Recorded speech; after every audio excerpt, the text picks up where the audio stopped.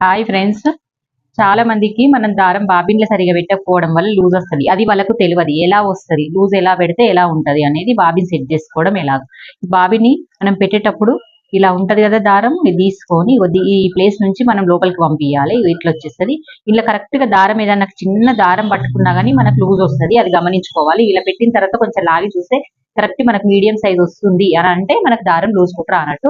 అట్లనే ఇక్కడ కూడా చెక్ చేసుకోవాలి. దారం ఇలా లాగితే కరెక్ట్ వస్తుంది అంటే మనకి ఈ పైన కింద కలిపి దారం మనకు లూజ్ కుట్టు రావట్లేదు, ఒకే లాగా వస్తుంది. ఒకవేళ లూజ్ వచ్చింది అనుకోండి, ఆ లూజ్ టైట్ చేసుకోవడానికి ఇదే బాబిన్ లాంటి బాబిన్ తీసుకొని ఇక్కడ ఒక చిన్న స్క్రూ అనేది ఉంటది. ఈ స్క్రూ తోటి దీన్ని ఇట్లా కొంచెం టైట్ చేసుకోవడం వల్ల మనకి ఈ దారం అనేది ఇలా టైట్ అయిపోతుంది అన్నట్టు. అంటే కుట్టు లూజ్ కుట్టు టైట్ కుట్టు రావడం దీని ప్రాబ్లం వల్ల, లేకపోతే దీని ప్రాబ్లం వల్ల మనకు లూజు టైట్ అనేది వచ్చేస్తుంది. దీంట్లో కూడా చిన్న దారం తట్టినా గానీ అలాగే వస్తది. ఓకే ఫ్రెండ్స్, వీడియో నచ్చింది అనుకుంటున్నాను. నచ్చినట్టయితే లైక్ చేయండి, షేర్ చేయండి.